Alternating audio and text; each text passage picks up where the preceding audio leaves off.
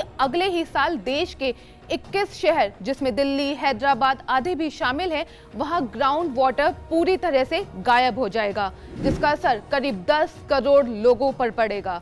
नीति आयोग की ही रिपोर्ट के मुताबिक भारत में करीब 600 मिलियन लोग जल संकट से गुजर रहे हैं। 2030 तक देश की करीब 40% आबादी को पानी नहीं मिलेगा। दिन प्रतिदिन जो पानी का जो ग्राउंड वाटर का जो लेवल है वो धीरे धीरे घटते जा रहे हैं। अगर हम लोग देखेंगे बड़े बड़े शहर जैसे बेंगलोर, चेन्नई, मुंबई, दिल्ली, वहाँ पे देखेंगे बोरिंग करने पर 1000 फीट के नीचे चला गया है, तभी जाके पानी मिलता है। गांव में भी आजकल जो देखते हैं हम लोग, पानी का जो स्तर है वो धीरे धीरे नीचे चला जा रहा है। वहाँ भी कुछ इस तरीके का वाटर हार्वेस्ट करने का कोई स्ट्रक्चर नहीं है। स्ट्रक्चर जैसे हमारा जैसे तालाब हो गया, कुआं हो गया, इस सब में जो पानी का स्तर है वो बहुत जल्दी सूख जाता है। का बहुत सारा कारण है, क्योंकि उसको हम लोग को पानी को रोकने के लिए वैसा कोई साधन नहीं है।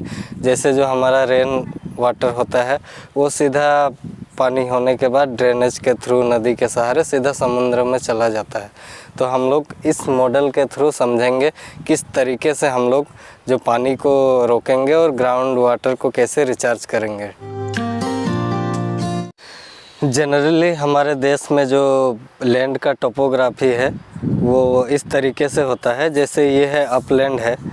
अपलैंड में अगर पानी इस तरीके का ज़मीन रहेगा, पानी गिरेगा तो वो ड्रेनेज के थ्रू से वो बहता हुआ नीचे चला जाएगा।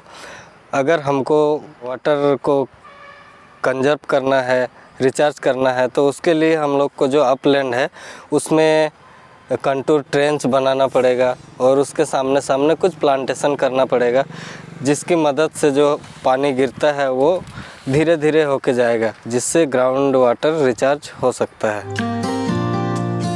ये जो हम ज़मीन देख रहे हैं ये अपलैंड से जस्ट थोड़ा सा नीचे वाला लैंड है। तो इस लैंड में हम लोग डिफरेंट टाइप का स्ट्रक्चर और बना के हम लोग पानी को रोक सकते हैं। जैसे है कि हम गेबियन स्ट्रक्चर है और फिर आर्क चेक डैम है। तो इसमें है कि हम कुछ बंडिंग भी करना पड़ता है, जिसमें कुछ छोटा छोटा ड्रेनेज को चैनल करके एक जो मेन नाली है उसमें हम लोग उसको लिंक कर देंगे और उसके नीचे हम लोग जो गेबियन का स्ट्रक्चर होता है वो पानी को चेक करने में मदद करता है, जिसके थ्रू से हम लोग कुछ खेतीबाड़ी इस ज़मीन में देख सकते हैं, उससे हो सकता है। अभी हम आर्क चेक डैम और गेबियन स्ट्रक्चर के बारे में बताएंगे। जैसे हम ये फ़ोटो के माध्यम से देख रहे हैं, ये आर्क चेक डैम है। इसमें इस तरीके से वो राउंड शेप में होता है, जिससे पानी का बहाव को यहाँ पर रोका जाता है। हमारा गेबियन स्ट्रक्चर, जिसमें जालीनुमा वायर होता है, उसके अंदर बोल्डर्स का बीच में बोल्डर देके एक स्ट्रक्चर तैयार किया जाता है, जो कि बहुत मजबूत होता है। बहुत ज़्यादा बहाव रहेगा तो उसको भी वो कंट्रोल करता है। जस्ट उसके नीचे वाला लैंड है, इसमें हम लोग नाला बंडिंग कर सकते हैं। जो इस तरीके का ज़मीन होता है ये खेती के लिए उपयुक्त होता है और इसमें इस ज़मीन में हम लोग बहुत अच्छे से खेतीबाड़ी कर सकते हैं। ये है हमारा मिड लैंड है। यहाँ पर भी हम डिफरेंट टाइप का स्ट्रक्चर बना के वाटर को हम लोग चेक कर सकते हैं, रोक सकते हैं। जैसे कि है हमारा sloping apron type check dam है, सैंडबैग गुली चेक है, और इधर में देखेंगे तो हम clear overall type check dam है। तो यहाँ पर भी हम लोग खेती बहुत अच्छा से कर सकते हैं। अगर ये सब में पानी हो जाने के बाद अगर आजू बाजू में कुआं अगर हम खोद देते हैं तो उसमें जो वाटर का जो लेवल है वो धीरे धीरे बढ़ जाता है और पानी अच्छे तरीके से वहाँ पे रह सकता है। हम साल भर उसमें उस कुआं का पानी से खेती कर सकते हैं। इसमें हम लोग 30-40 जो मॉडल होता है वाटर सेट का वो यहाँ पे अप्लाई कर सकते हैं। ये जो ज़मीन है ये हमारा मीडियम लो लैंड है।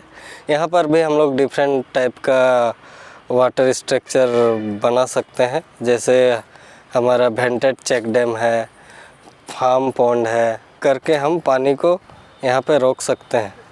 हाँ, इस मॉडल में बताए गए डिफरेंट टाइप ऑफ स्ट्रक्चर जो है उस तरीके उसको हम लोग अगर करेंगे तो जो पानी का क्राइसिस है, जैसे कुआं, तालाब और बोरवेल में जो दिक्कत हो रहा है, 1000 फीट जाने के बाद पानी मिल रहा है, वो समस्या से निदान मिल सकता है और पानी का जो लेवल है वो भी ऊपर आएगा।